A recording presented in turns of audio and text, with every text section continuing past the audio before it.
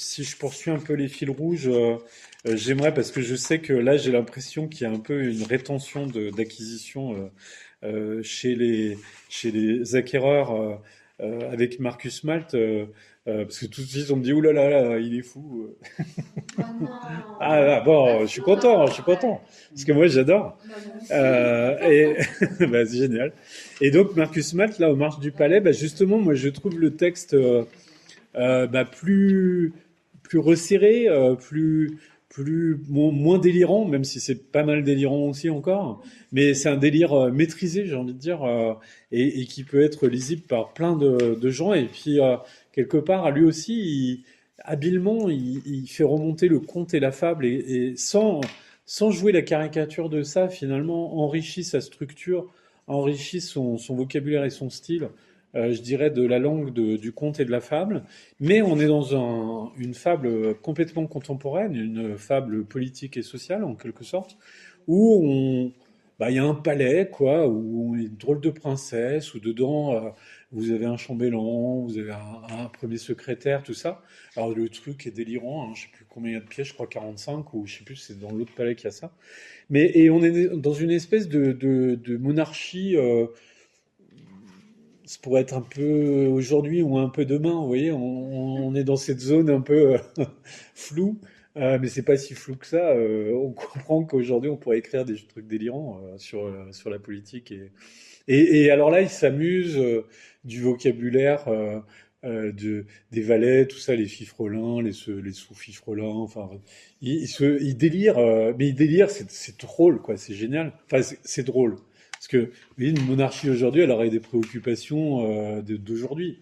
Et par exemple, on dit, ah bah, alors, on dit qu'il y a de la misère, hein, ah bon, et puis le, donc le premier homme, je crois que c'est le chambellan qui vient voir le premier secrétaire pour lui en parler le soir, comme ça, presque en pyjama.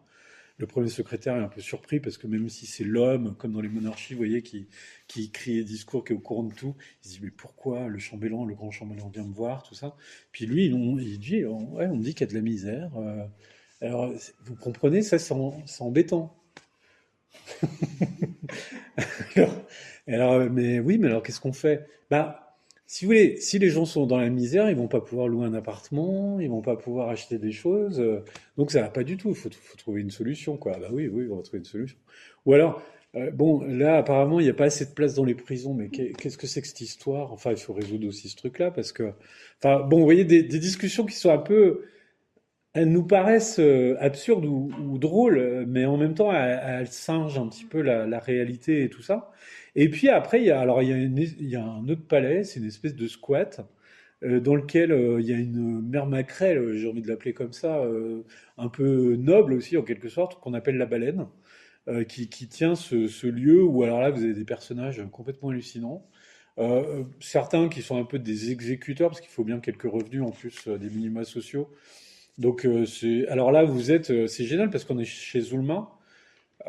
Et donc, il y a eu des auteurs de romans noirs chez Zulma, comme Pascal Garnier ou des trucs comme ça.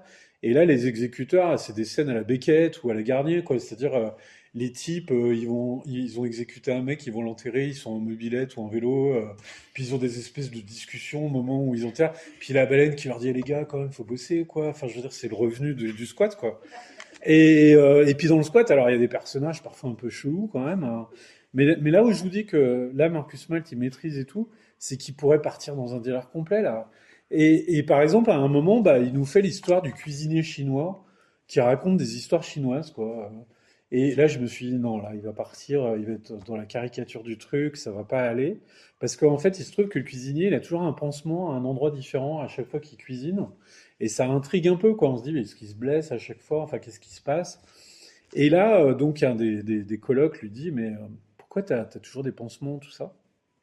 Et il dit, ah, mais tu connais pas l'histoire alors je sais plus exactement ce que c'est, du cuisinier au pansement ou un truc comme ça, quoi. Et on se dit, non, Malte, il va pas partir dans une histoire de chinois comme ça, quoi. Et là, il nous raconte un conte chinois. C'est, c'est presque un conte traditionnel, vous voyez, à la manière de, quoi, en quelque sorte.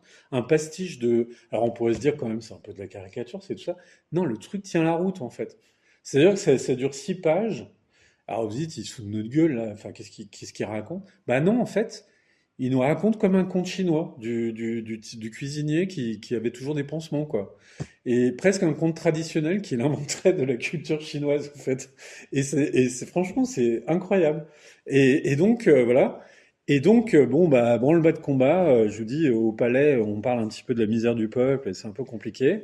Euh, et puis, bah, la baleine, un dîner un soir, dit, on va prendre d'assaut la tour Eiffel.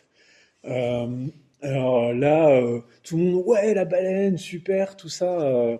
Puis là, il y en a quand même deux, les exécuteurs, ils disent, quand même, qu'est-ce que tu fais, quoi? Bien sûr qu'ils vont me dire oui, mais tu crois qu'ils vont prendre d'assaut la tour Eiffel et tout ça? Et elle, elle dit, non, non, mais moi, je compte mobiliser 100 000 personnes, c'est suffisant. On va prendre tous ceux qu'on n'écoute pas, tous ceux qui se sentent exclus, tout ça. Donc vous voyez, on est quand même dans un truc politique, bon, où c'est bon voilà, sans commentaire. Euh, donc on est dans un truc un peu révolutionnaire, une fable politique un peu révolutionnaire, et c'est génial, franchement, parce que alors je devrais pas dire ça quand même, mais un jour je discutais avec Guillaume Meurice et tous les gens lui disaient alors, j'exclus ce qui s'est passé, tout ça, j'ai pas envie de polémiquer là-dessus après, si vous voulez. Mais tous les gens lui disaient, c'est dur de rire de tout ça, quoi. Et c'est de moins en moins facile de rire de tout ça, en fait. Et franchement, là, c'est jubilatoire. Enfin, ça part. Et attention, quand je vous dis, là, Marcus Malt, il fait remonter le conte, la fable. C'est très, franchement, quand je vous dis que c'est très maîtrisé, vraiment, quand il fait remonter sur certains personnages quelque chose qui est de l'ordre du conte ou dans ce délire un peu de fable politique, c'est franchement c'est aussi de la littérature, la ressource de la littérature. Là, c'est plus le conte, c'est plus même si bon, ça peut se lire de plein de manières, hein. Il y a des moments où on a l'impression d'être dans un roman noir. Il y a des moments où on a l'impression d'être dans, bah, je vous disais, un conte chinois. Il y a des moments où on est dans un délire. Mais c'est franchement c'est génial quoi. C'est là je l'ai pas là. Alors mais rien que lire le prologue qui n'a rien, enfin qui n'a rien à voir. C'est une interrogation sur l'univers. Ça fait 2 pages. C'est une entrée en matière incroyable. Enfin voilà, c'est du grand Marcus Malt, très maîtrisé, très même pour ceux qui peuvent être craintifs de ce que parce que voilà, moi je suis parti hein, sur l'autoroute avec lui et le sosie de Guy Georges et tout. Je comprends que les marques de bagnole, tout ça, je faisais des schémas sur le paperboard pour expliquer le bouquin aux gens. Je comprends que parfois le délire est costaud quoi. Mais bon, voilà.